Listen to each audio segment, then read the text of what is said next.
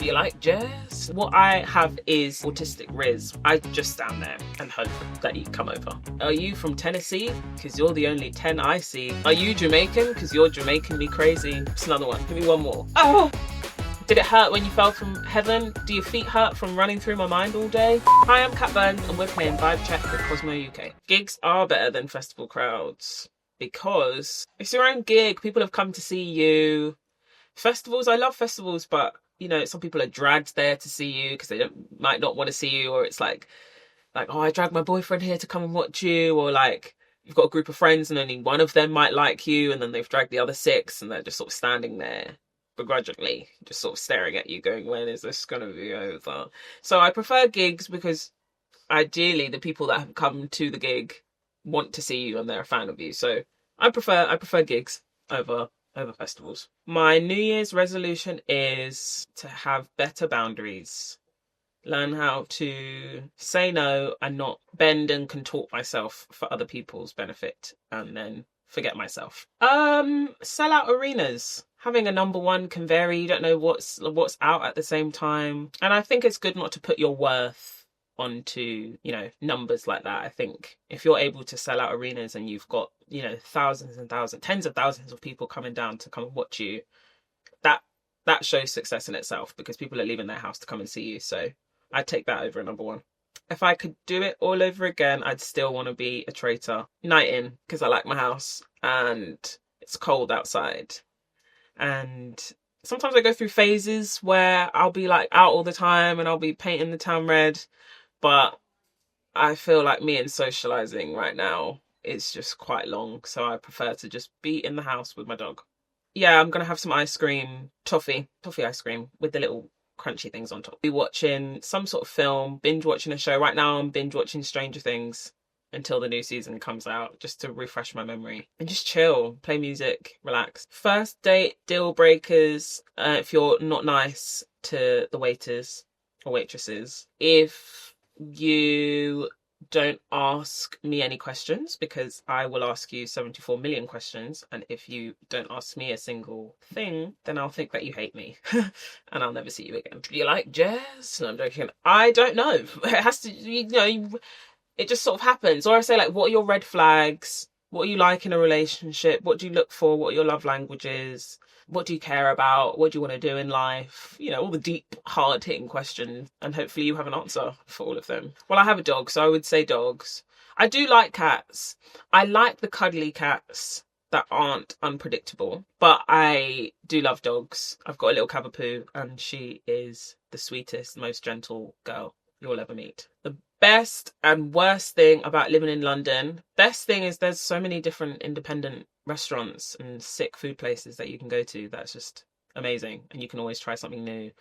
And there's a bar or a club or something fun to do, a crazy activity, an escape room. There's loads of fun things to do all the time.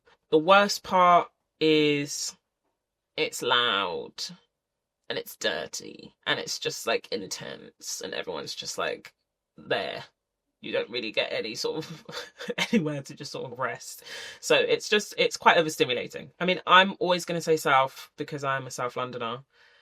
Everyone wants to say, oh, South's so scary, scary, scary. It's not really that scary. You're just being a drama queen. But yeah, I'm from South. South is lovely restaurants. It's just a nice area. I mean, Streatham. So yeah, South. Depends on the fancy food. I like sushi. I like East Asian food. If it's fast food, it depends on what it is. I do like a poke bowl or a burger or some wings, a Wingstop. Just the original wings, 8 wings, chips, some churros. Yeah, I'm going to go with fast food. Pet hate for a housemate would be someone who just invites all their friends over all the time. And just has someone over all the time, because it's also my space too, but then because it's your space as well, I can't really tell you not to have your friends over. But like, if you always have people over, or like there's never just like a moment of just like quiet, then that's quite annoying. Best way to impress me is with your knowledge. If you have like a special interest in something and you know something really, really well, and I don't know, we do something where I can then see that, then I'm like, whoa, you're pretty cool, man. That's probably it. And if you're just like a nice person that cares about things quite deeply, because I'm a bit of a nerd with things. So if you are a nerd too, then it's great. Best pickup line is, "You like jazz?" That's from B Movie. Or it would be, what would it be? Are you from Tennessee? Because you're the only 10 I see. Are you Jamaican? Because you're Jamaican me crazy. What's another one? Hit me one more. Oh! What's one more pickup? Did it hurt? Did it hurt when you fell from heaven? Do your feet hurt from running through my mind all day? You know, I'm joking. I don't really have a pickup line. What I have is what I like to call autistic riz, which is I just stand there and hope that you come over. That's all. No, I think an activity for a first date, something where you can talk about what it is you're doing. I think it's too intense to just sit down at dinner opposite each other and have to have like a conversation, especially if you don't really know each other. So I think some sort of activity that you can still talk at. It's like a mini golf or some sort of bowling or like an escape room, something where you can chat about what it is you're doing and each other, and then maybe go to dinner afterwards. But sort of maybe loosely have the dinner booked for after the activity. If the activity doesn't go well, you don't need to mention that you've also booked dinner. You can go with your friend or just cancel it. But if the date's going really well, then you can be like, "Oh, I've actually booked us like dinner, or I'd like we could go to a bar." Like, have something else booked, but don't mention it until you've experienced the activity first. Geordie Shore is my guilty pleasure show. From time to time, I will rewatch season 1, specifically season 1 to 11. After that, that's when it goes all over the place. That's when Charlotte leaves. You know, Gary's on his way out. It's all, all the big characters are starting to dwindle away. So season 1 to 11, I'll rewatch whenever I'm just in need of some comfort, or I'll rewatch Made in Chelsea. So any sort of reality TV is where you'll see me. I think it's just like the chaos. I think it's the arguments. It's just a completely different world that they do in that house. And I'm just like, it's crazy that this was even on television, and it still is. But like the early seasons, all of the craziness that would happen on that show, the fights, it was just, it's just, I think, the best show ever. Well, I'm in my mid-20s now, and I'm enjoying myself. So I'm going to say late 20s. I think I'll enjoy.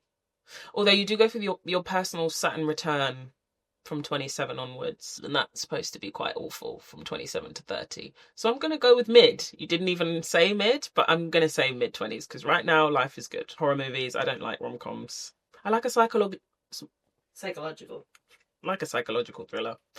Oh, I can't pick a favourite, but I did watch one called Good Boy the other day. It was from the dog's point of view. Yeah, it was cute. Yeah, I wasn't really that scared, but it's supposed to be a horror. But that was good. Ooh, my favourite thing is in any film, whenever there's like a villain and the villain reveals themselves. The first one that comes to mind is in Get Out, when he goes, "Rose, get the keys! Rose, get the keys!" And she's like, I can't find it! You know I wasn't going to give these to you. And she just switches.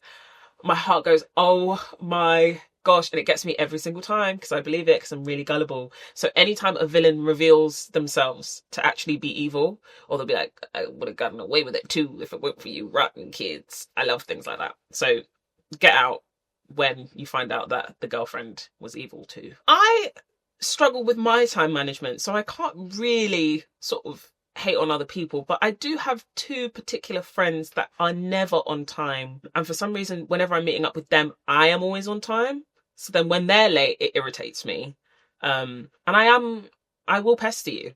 If you say 6 o'clock and I, by some miracle, have arrived by 6 o'clock, the clock will strike 6:05, and I will say, where are you? The clock will strike 6:10 or 6:10, 6:10 again. Where are you? And it will get more and more intense as you get later.